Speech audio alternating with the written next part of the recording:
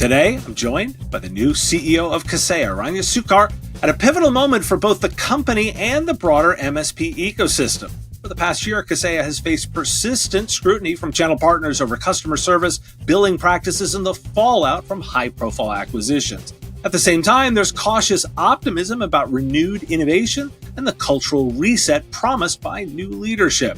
We talk about all of that and her thoughts on leading Kaseya into the next chapter on this bonus episode of The Business of Tech.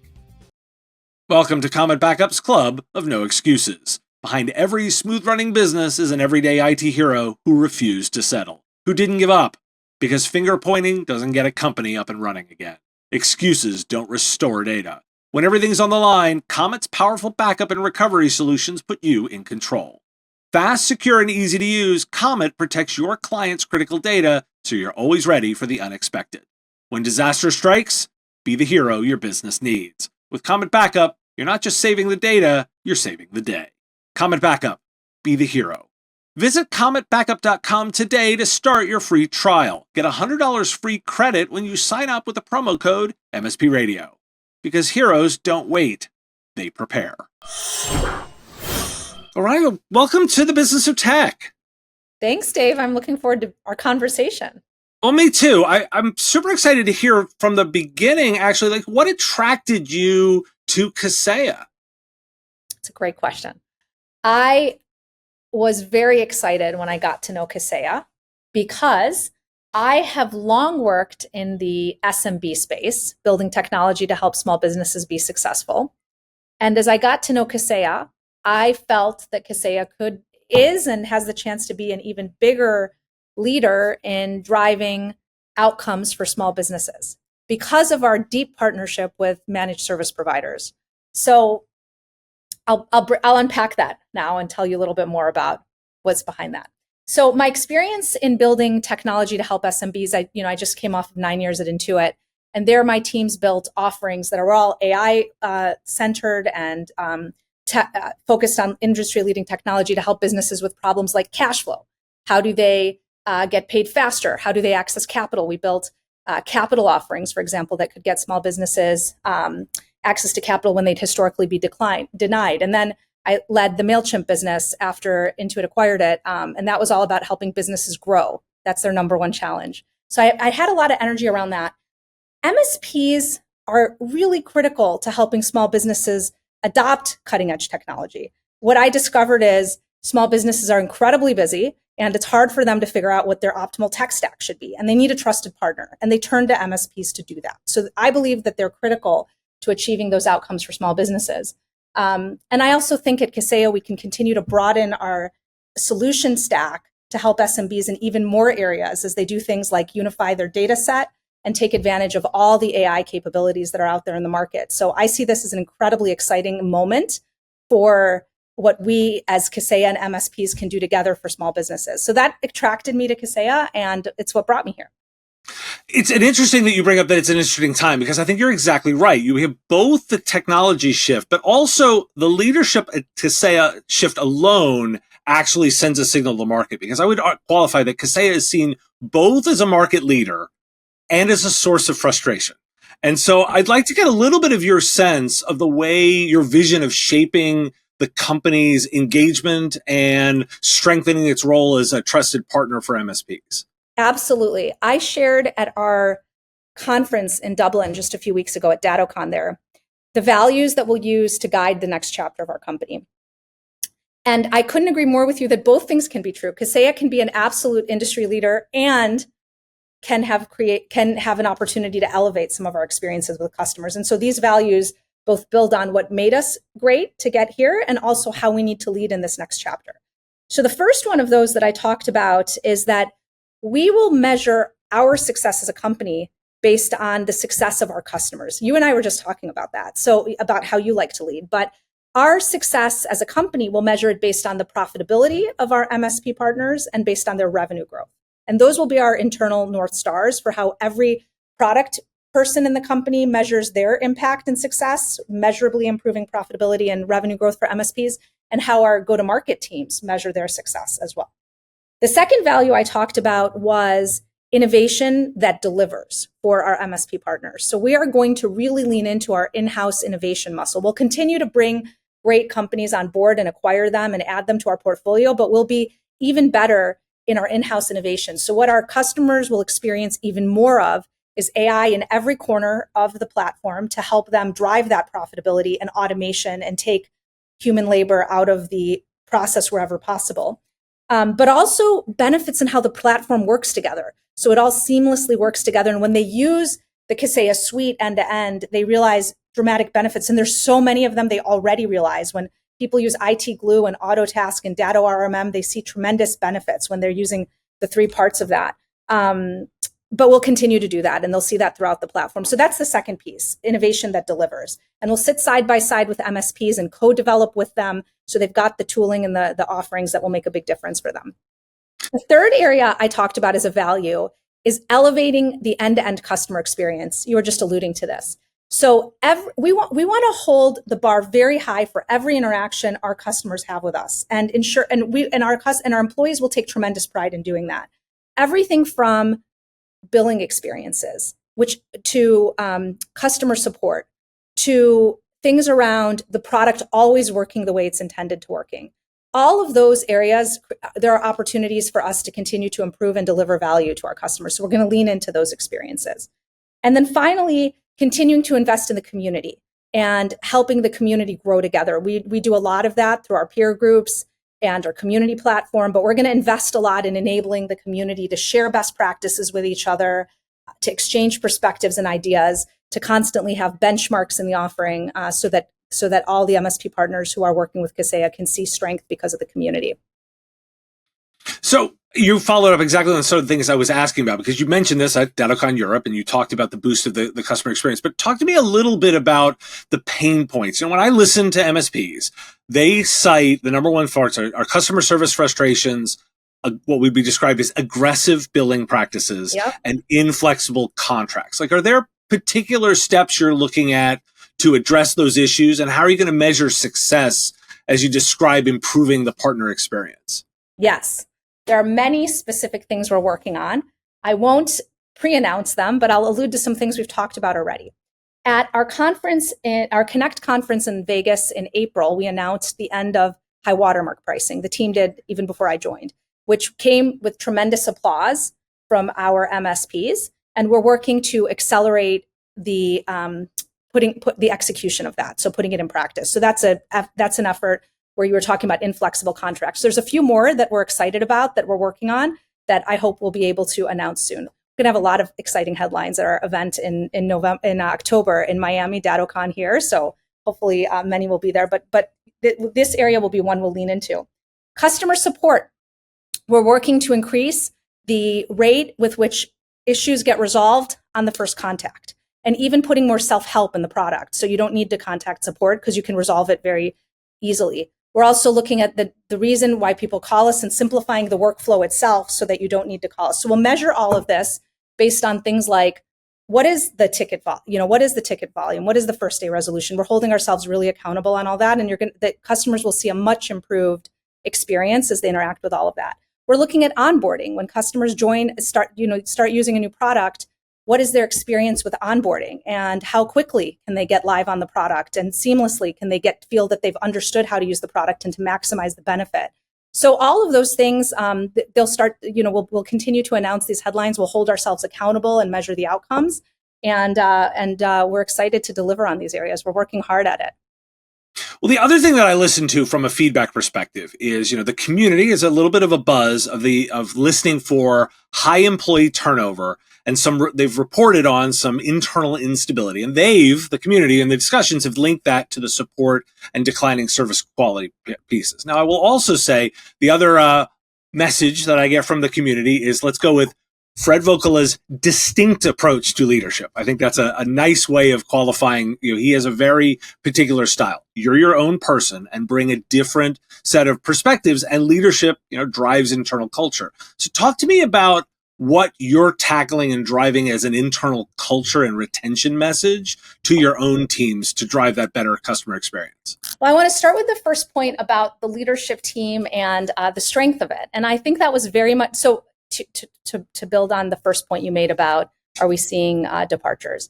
I think that the team showed up in such a strong way in both the leadership team, the event we had in April in Las Vegas and the event in Dublin. What the audience saw for the first time ever was the entire, many members of the leadership team on stage announcing, things that they're pushing on. So we have such a robust and strong leadership team, whether it's Jim Lippy, who's our chief product officer, or Gary Pica from Troop here, or just the breadth in every function across finance and marketing. There's a very, very strong team in place, and they're very engaged. So we have had, so I would just say I feel very good about the strength of our team.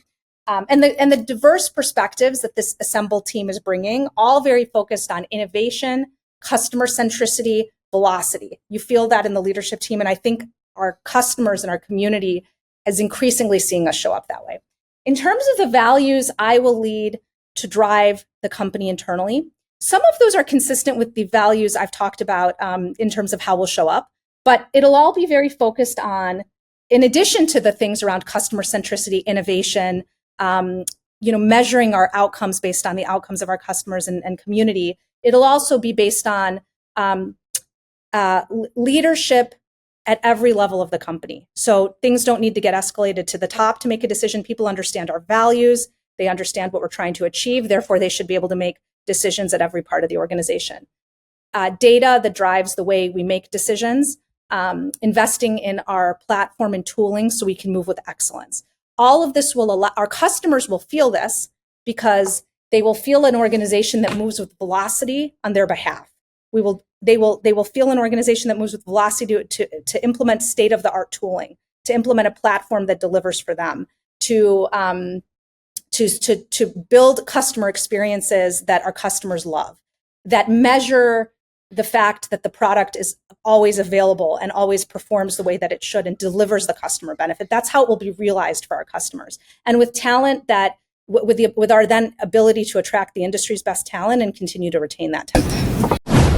We'll be right back after this message. Are you ready to get your brand in front of the tech leaders shaping the future of managed services? Here at the Business of Tech, we offer flexible sponsorship opportunities to meet your needs, whether it's live show sponsorship, podcast advertising, event promotion, or custom webinars. From affordable exposure options to exclusive sponsorships, our offerings are designed to fit businesses and vendors of all sizes looking to make an impact. Prices start at just $500 per month, making our packages a fraction of typical event sponsorship costs. Be a part of the conversation that matters to IT service providers worldwide. Join us at MSP Radio and amplify your message where it counts. Visit mspradio.com/engage today to explore all the ways we can help you grow. And we're back. Now, I want to talk a little bit about sort of the future vision kind of pieces. And you mentioned your background at Intuit and Google, and it's rooted in that driving innovation, but also some of the AI-powered solutions and your focus on SMBs. Give me a little bit of the way you're thinking about taking those prior experiences and applying them to Kaseya's MSP partners. Yes. What the offering will look like as we think about the coming 12 to 18 months, and then over time as well. I can unpack all of that. So number one, we will be in the coming years, we'll see significant improvement in the offering that allows our MSP partners, number one, to grow faster. So tools that allow them to identify leads that are going to convert more likely, to help convert those leads. All the work we can do around guidance around pricing and packaging. So we're going to very much hold ourselves in the product offering and the services we bundle focused on MSP growth and unleashing that. There's a whole set of tools we can bring to the market around that. And then certainly profitability and automation. As we think about the possibility, so much of what's happening manually today on the security side can be automated so that detection can be more effective and impactful. On the operations and IT side can be a lot more automated and effective. Backup can be more automated and effective. So we're working across the entire portfolio to automate it. So those offerings will look quite different in the coming 12 months to arm our MSP partners to be even more effective. Over time, there's an opportunity for Kaseya and MSPs, as I said earlier, to play a massive role in helping end SMBs take advantage of the AI moment that we sit in. And we hear it in enterprises today where they're starting to transform the enterprise tech stack with agents. And it's early, the conversation is early, all these enterprises are figuring it out, but it's a live conversation. This is a much more nascent conversation with SMBs. And to get there, they're going to need the help of MSPs and they're going to need the help of Kaseya. And we want to lead the way in doing that. We want to lead the way by helping build technology solutions that help end SMBs unify their data stack, with MSPs partnering with us to implement that type of solution, and then all the AI agents that can sit on top of it. So these are all ideas for the future. But in addition to what's in the near term, which is all the things I talked about, there's so many directions we can take the offering. And we plan to build it in partnership with our MSPs. When you talk to MSPs, as you know, they're full of great ideas about where the industry is headed and what we can build together. And we plan to make this a collaborative process. Okay, this is one of the most interesting trends that I've seen in my career, and at least certainly a period since at least the mobile transformation. But I'll also point to, 40% of all projects are kind of failing or only in the pilot program from an AI, across industry. It's incredibly difficult to measure ROI. I'm with you on the problem of that SMBs are going to struggle even more. And most of them are going to get AI delivered through that. And in fact, if I even get down into the MSP community itself, a lot of the launches are a lot of AI slapped on things versus an actual thoughtful implementation. I agree. Now, so what I would sort of say is, like, how are you looking at that delivery of AI and automation in order to deliver more real measurable value? 100%. There's two reasons why AI adoption has been much slower than I think the industry anticipated a few years ago. One, we all know that the underlying data is not connected, and therefore it's hard to build the AI on top of it. I'll give you an example in a second. And secondly, change management. It's so complicated. People are so busy. They're overwhelmed. They're busy. Even things that work really well, like co-pilots to help engineers coding. It requires the ROI is there. It's proven to help. But in many cases, adoption isn't as great as it could be because it requires people to learn differently and to do things differently. And so both pieces are really important to drive the change. On the data piece, the data is just so siloed. Something as simple as I want to go into, I want to create a 360-degree profile of any customer we've ever talked to. I want to look at everything in Salesforce, everything in the CRM, everything in the live customer calls our account managers have had, everything in the email trail. And I want to just put a 360-degree view of that. It's so simple from an agent perspective. And yet it takes a while to develop because the systems don't talk to each other. And so you've got to get them to talk to each other. So we have to do the work to unify the data layers. And this is what I was talking about as a new solution that we could help deliver and build for SMBs, or it needs to be built. Once you do that, these applications are easy to create, but that's the burden right now and the hurdle. On change management, it's just about creating time and mechanisms to help employees and team members learn new things and adopt new things. Now, I'm kind of a little curious there as I extend the AI conversation to think about, how do you think about who's responsible for what in this chain, particularly because we're talking about SMBs. If I'm citing Jay McBain from Canalys, his most recent post will set leverages that he thinks, most of the implementation of AI for most SMBs is going to come through SaaS, right? And will not actually end up being implemented. I'm using that kind of in quotes to mean like that SMBs are not going to be implementing their own large language models, for example. They're going to be leveraging chatbots or existing integrations. You stand in a place where you're a large enough organization that you'll be certainly have the ability to deliver this, but you're delivering a lot of your solutions to SaaS, to integrators that are good at assembling things, but probably not building their own. How do you think about what your responsibility is versus what the MSP's responsibility is for bringing that AI-enabled workflow to SMBs? I think it's a partnership. At the end of the day, it comes back to we need to co-develop a solution that unifies the data of small businesses. Once that data is connected, it's a lot easier to build the applications on top of it, the custom applications that an SMB needs. But together, we need to solve the data connectivity problem. Then in terms of, there might be agents that are the 5 top agents that any vertical needs that could be out of the box that, either Kaseya could build, or they could come through third parties or things like that sit on top of the unified data layer for a marketplace. Or it could be that they're custom built by MSPs over time for SMBs. But that's how I would say, that's how I see the work happening over time, which is individual SaaS applications are limited in the agents that they can build because they need to also talk across the entire system and access the data of the entire business. I mean, I'd agree with you. And I think your skill set actually has a real set of vision to the way this is. Using QuickBooks is a great example, right? So if we think about the typical SMB tends to use the Intuit product base, right? They'll run their businesses on something like a QuickBooks.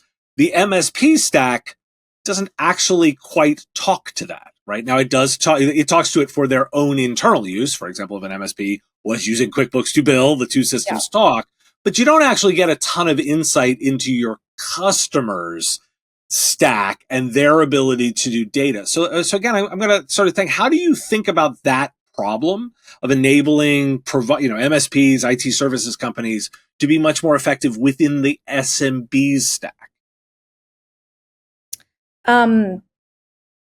So in the SMB stack, which is increasingly composed of multiple SaaS applications, a typical SMB will use 20 SaaS applications to run their business. Yep. And therefore their data is all siloed and not talking to each other. And that's why I was saying what's helpful, I think over time there's several roles MSPs can play in this. Number one, SMBs are hungry for advisory on what's the optimal tech stack for me based on my vertical. And they're always looking for input and insight. So I think over time, MSPs have a role to play to help optimize the tech stack for their customers and ensure that all their data is connected and usable. Small businesses struggle with many things like business intelligence. They're constantly dumping data into Excel spreadsheets and from multiple SaaS applications and trying to join the data so they can figure things out. And the impact of that is it's either very laborious and time consuming, or they never get the optimal answers that they need. And so as we work together in the coming years across Kaseya and MSPs to figure out a way to get all that data unified, we can then do amazingly powerful things like unleashing small business success through business intelligence with these applications that allow them to query all their data and get very smart. And so there's so much elevated advisory work that can come from that. Now, I would be remiss if I didn't ask a couple of security questions, despite my own dislike of the cybersecurity space in general. Now, I want to acknowledge that I start all of these conversations by saying, look, the criminals are the core problem to any cybersecurity conversation. But once we acknowledge that, we live in a world of pressures where there is the criminals on one element and then cybersecurity solutions on the other, with the customer kind of trapped in the middle. Kaseya, notably, has had a high-profile breach, but I think we want to start with, again, it could have happened to anybody. But security concerns have lingered a little bit over time, particularly coming off of a more recent announcement with Network Detective. Talk to me a little bit about the way you're thinking about addressing security and your approach to it, and what Kaseya's responsibility to MSPs should be. Only that this is always priority number one. We need to keep our customers safe. We need to keep their data safe. And it's the number one priority of my team and mine to ensure that we deliver on that. I take that very seriously. In my past lives, I've led, security issues, of course, related to fraud. I oversaw the fraud team related to a previous payments business and things like that. I take it very seriously. I know how smart the fraudsters are and how, you close one door, they come through another. So we take it extremely seriously. Like I said, priority, the number one priority in everything we do. So, but I want to press a little bit there because, there's a division of labor and a division of responsibility there, where you can do different versions of the shared responsibility model.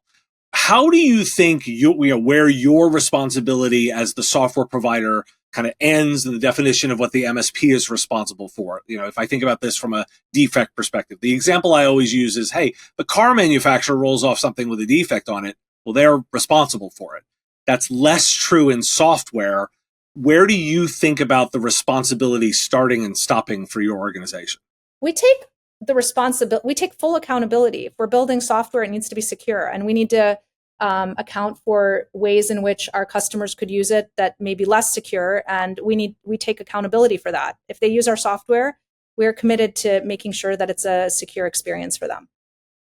Okay. So as we sort of wrap up our time here again, what is the message you have for MSPs that are kind of watching and waiting to see what to change you're going to bring? Like, what are the things that you want them to see over the next 12 to 18 months to say, these are the things that I'm working for, and I want you to measure me on kind of hitting these goalposts? By the way, I love the point on measurability and accountability. So I like to measure the impact of what I do, what our teams do. We all take it very seriously. So I'm looking forward to the scorecard here.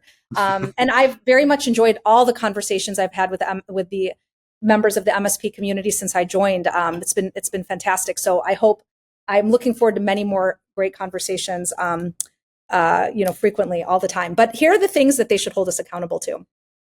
Number one, it comes back to the values. In the coming 12 months, as they use our offerings, they see a noticeable improvement in their profitability and their growth. That's our commitment to them. And we will measure it. We will communicate that improvement, and they should see it too. Number two, in our innovation, that the AI in the offering is fueling that improvement in profitability, and the connected nature of the platform is fueling that. And also, as we continue to add features that help them grow their business and do more jobs for their customers through the innovation lens, that also helps them with the profitability and growth. So they should be able to measure that too. Their experiences with us. We are measuring every element of the customer experience now, and we are holding ourselves accountable. They should feel it. They should feel it in not needing to contact support because they were able to, the workflow was either very intuitive or they were able to self-solve it. And if they did call support, we solved it on the spot. They should feel it in really high impact and fast onboarding onto our products. They should feel it in great experiences on the billing side and product experiences. They run into fewer issues in the products working the way we intend. And then community. They're feeling and experiencing the power of our community more. They feel as they're part of the Kaseya community that they have more opportunities to learn from other MSPs, to benchmark their performance versus other MSPs, and they feel great about the benefit of being part of the Kaseya community and growing from all that. So we have an internal scorecard. We're going to be measuring it all the time. Certainly, we're holding ourselves accountable in the coming 12 months, and that's how the MSP community should hold me and us accountable to our role.